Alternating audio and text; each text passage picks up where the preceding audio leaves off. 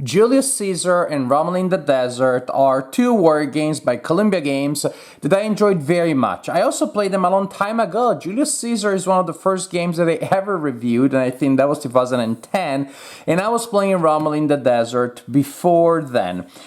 These are block war games, so they're best played against a human opponent rather than two-handed solo. But some of these block war games you can still play that way. I think Julius Caesar, if you could keep all the blocks face up and you just turn them as needed, you can play them that way.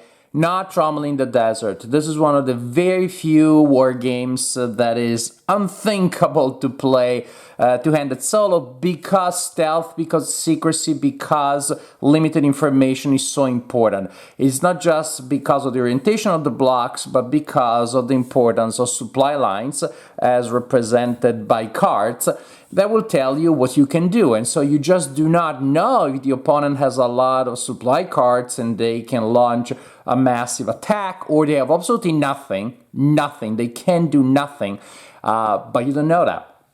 And so bluffing, it's a really important element of the game. I love playing these games. Again, I haven't played them in a long while, and in a long while also. And I just don't see myself playing them in the near future either. Simply put, the people I used to play war games with, either their schedule changed, or they don't play war games anymore, or they moved out of town, or very sadly, one of my favorite, possibly my favorite human opponent to play war games with, passed away last month. So, wargaming for me for the foreseeable future is gonna be two-handed solo. So why am I talking about these two games? Because Columbia Games has been kind enough to send me review copies of the deluxe editions of both of these two classics. And my understanding is that the gameplay hasn't changed, but there is an upgrade in the components. So I still want to show you these games, so I'm gonna do an overview, a component overview, bit of an unboxing, although as you can see, I already removed them from shrink. Now, the first thing to notice in these deluxe editions is that now you have regular boxes with a lid and everything. The first version of the two games, you had those generic black boxes with a sleeve that came on and off. That meant that this just was a generic black bottom. So now you can store it on the shelf and see, oh, that's one of Julius Caesar. The other one is Rommel in the Desert. The art is exactly the same. So we got boxes now. We got a color catalog of more stuff to come. Ooh, is that going to be a remake of Wizard Kings? That is one that I think I could play multiplayer solo. I think I even did that. Anyways, catalog. Color rulebook of glossy, nicer paper than the old one used to be. Wasn't nearly as shiny as this one. And again, just by looking at the component, it seems to me that there hasn't been any major change in the design, which may just be a good idea because the game was so cool.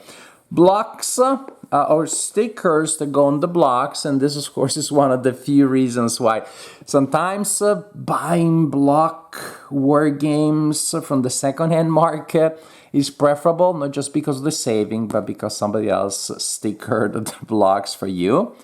But the art on the original blocks was already really nice. I remember some 15 years ago in my review mentioning how the art on these stickers was unusually pleasant for a block war game, and that hasn't changed. And what seems to be the biggest innovation here, now we have a mounted board. And we're gonna take a look at it. And yes, the first one was in fairly thin, serviceable, but nothing too exciting, fairly thin cardboard. And there you have it, mounted board, glossy too. Here we go. And the rest is what we expect. We got the blocks. I don't see any major difference, like standard quality for Columbia Games, which means great quality, very reliable, and we have the cards. I can open them for you, and I'm gonna open them for you. See, you're saying never do anything for you. Look at me, opening cards, just like that. And again, at first sight, I'm not spotting any difference from the art. And maybe I don't remember correctly. Also, I don't have my copy anymore because it's one of the many games I donated to the little library last fall. But they're pretty pleasant. You know, they are like thick paper. Pleasant. The gods. The cards with the gods. So again, a component upgrade that mainly seems to target the board and the box, which is now a more conventional and let's face it, nicer looking kind of box. As for Rommel in the Desert, again, one of my favorite war games, especially in the period right before I started reviewing games, which is why there isn't a review by me of this game that I love very much. The art is the same, again, normal, so to speak, box with lid and the bottom and prints on all sides of the lid. Another catalog here, but with a different cover. Cool. If you're a collector of color catalogs of Columbia War Games, you definitely need to have those too. Here we have the board, again, considerable upgrade, being mounted. If only I could open it. Oh man, this does bring back memories. Oh man, how much I used to love this game. How much time I spent looking at these hexes. And again, maybe it's memory, maybe it's reverse nostalgia, but somehow it looks a little more colorful and nicer than it used to be. And maybe it is. Again, maybe I'm misremembering it. Or maybe just printed on a mounted surface. It looks better and nicer. Man, I love this game.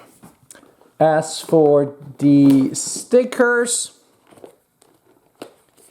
classic, again, I don't see if there is an upgrade in the graphics. Is not one that I'm noticing, you know, at first sight, not one that stands out. But they're perfectly serviceable, traditional NATO symbols. The rule book is not glossy, looks nice enough, but is not glossy. And that's the rule book. And blocks. Standard, equal, reliable, and the cards. And here you see, I know, these cards may look like the most minimalistic cards ever. Maybe those cards that you use to check if people have psychic powers, because that's what they mean, no supply or yes supply. And depending on how many you have of each kind, you can do different things. And so if this is what I have, I can do absolutely nothing, but I don't need you to know that. Because maybe this is what I have, a lot of supply, and I'm doing absolutely nothing to make you think that I have a lot, so you overcommit, and then I'm gonna smash you later. Again, the one war game, with few other exceptions, that I cannot and I would never play two-handed solo. And you say, you can randomize the opponent. No, the point is really in bluffing and reading the opponent, which is what captures the topic so well. But again, also, it requires a human opponent. So this is it. Pretty much it looks like everything is as it used to be, with the better boxes, and with mounted boards being what seemed to be the biggest difference. And this completes my overview of the components of the new revamped deluxe editions of Julius Caesar and Rommel in the Desert.